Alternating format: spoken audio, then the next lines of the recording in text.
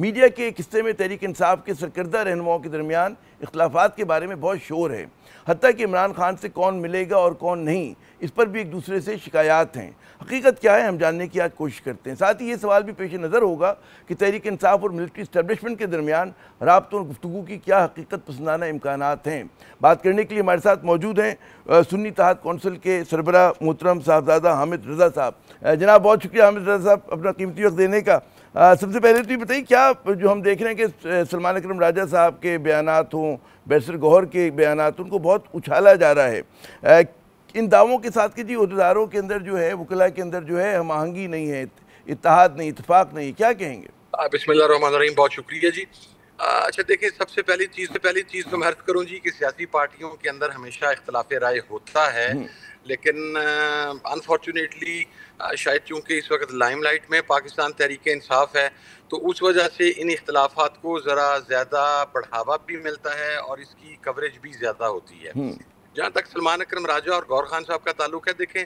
میرا خیال ہے کل ایک بات کی وضاحت تو ہوگی کہ گوہر خان صاحب being the chairman of Pakistan تحریک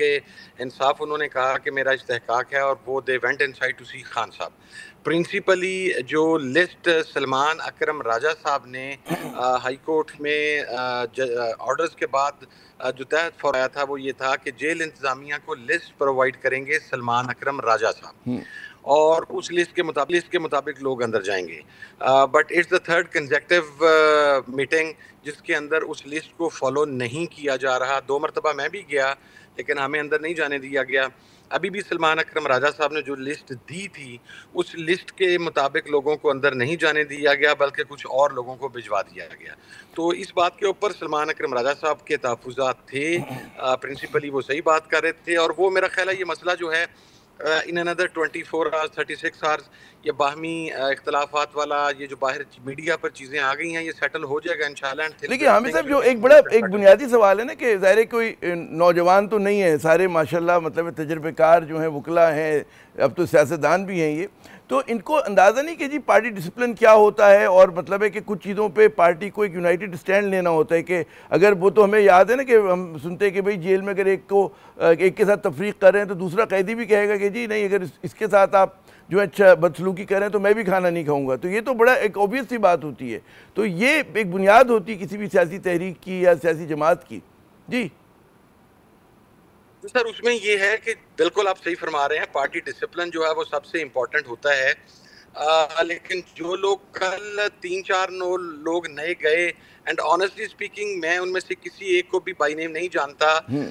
ظاہر ہے وہ پولیٹیکل ورکر ہیں لیکن وہ اس لٹریچر کے نہیں تھے ان میں سے کوئی بھی کہ جنہیں جانا چاہیے تھا، اور یہ بات ایک سنجیدہ سوچ رکھنے والا ایک پراپر سیزنڈ پولیٹیشین تو بڑے اچھے طریقے سے انڈرسٹینڈ کرتا بھی ہے اور اسے فالو بھی کیا گیا۔ مثلا میں آپ کو بتاتا ہوں جی کہ جو ہماری لاسٹ تھرسڈے کی سے پہلے جو میٹنگ تھی اس میں جب ہم 6 لوگ وہاں پر پہنچے تو کہا گیا کہ 1 یا 2 لوگوں کو اندر جانے دیا جائے گا، لیکن چونکہ سارے سیزنڈ لوگ تھے، سارے پارلیمنٹیرینز تھے، دے آل ریفیوزڈ کہ ہم جو 6 افراد کا نام ہے ہم 6 کے 6 اکٹھے جائیں گے۔ یہ جو لوگ نئے بھجوائے گئے ان میں سے کوئی بھی پارلیمنٹیرین نہیں تھا۔ نمبر 2 یہ کہ ان کا کوئی پولیٹیکل ایکسپوجر اتنا زیادہ نہیں تھا، نہ انہیں اس چیز کا اندازہ تھا کہ ان کے یکدم اندر چلے جانے کی وجہ سے ڈسپلن کس لیول پر وائلیٹ ہوگا اور اس کے ریپرکشنز کیا ہوں گے۔ اچھا اس میں تو آپ کے چیئرمین جو ہے پی ٹی آئی کے بیرسٹر گوہر صاحب، ظاہر ہے کہ وہ ٹھیک ہے وہ سیاست میں ہو سکتا ہے کہ نئے ہوں، خیر اتنے نئے بھی نہیں ہیں اب تو ماشاءاللہ، تو ان کا خود چلے جانا جو ہے اور اس کے بعد وہ کہتے ہیں جی وہ جب انہوں نے لفظ استعمال کیا کہ منظور نظر افراد تو ان پہ انہوں نے تحفظات کا بھی اظہار کیا جو میں ان کا بیان سن رہا تھا آج۔ جی بالکل، جہاں تک بیرسٹر گوہر صاحب کا تعلق ہے، دیکھیں جی وہ انہوں نے کل پریس کانفرنس میں بھی جو بیرسٹر گوہر صاحب اور سلمان اکرم راجہ صاحب نے اکٹھی کی اس میں انہوں نے وضاحت کر دی کہ being the acting chairman Pakistan Tehreek Insaf, barrister گوہر صاحب سمجھتے ہیں کہ ان کا استحقاق ہے کہ they can go any time to see Khan Sahab, تو دیٹس فائن، ہمیں کوئی ایشوز نہیں ہے جی اس کے ساتھ، لیکن جو باقی 4 لوگ گئے تھے بیسک کنسرن گوہر خان صاحب پر نہیں آیا تھا جی، وہ کم تھا، اصل کنسرن تھا کہ باقی 4 لوگ کس طریقے سے اندر چلے گئے، ان میں سے کوئی ویل نون فیسز نہیں تھے، تو انہوں نے پارٹی ڈسپلن کو وائلیٹ کیا ہے۔ بٹ آئی گیس یہ پارٹی ڈسپلن کا ایشو بھی ان دا کمنگ 3-4 ڈیز سیٹل ہو جائے گا، اور اس کے اوپر اب خان صاحب کی طرف سے بھی میری اطلاع کے مطابق جیل میں سے ڈائریکشن آ گئی ہے کہ پارٹی ڈسپلن کی سختی سے پاسداری کروائی جائے. تو میرا خیال ہے in another 2-3 days you will see کہ یہ چیزیں جو ہیں وہ انشاءاللہ ختم ہونے. آپ کے خیال میں یہ جو معاملات ہیں یہ پارٹی کی کہتے ہیں نا اس کی ایفیکٹونیس کو متاثر کر رہے ہیں کیا؟ جی بالکل کرتے ہیں جی. یہ میں مقصد ہے کہ اگر یہاں پر یہ کہہ دوں کہ نہیں کرتے تو this will not be fair. Obviously جس وقت پارٹی کے اندر ڈسپلن وائلیٹ ہوتا ہے اور پارٹی کا انٹرنل رفٹ جو ہے، دیکھیں ہر پارٹی کے اندر گروپنگ موجود ہوتی ہے. It is nothing new for Pakistan Tehreek Insaf as well. Grouping اندر موجود ہے، لیکن اصل چیز یہ ہے کہ باہمی اختلاف رائے کو میڈیا کے اوپر لا کے اسے اچھالنا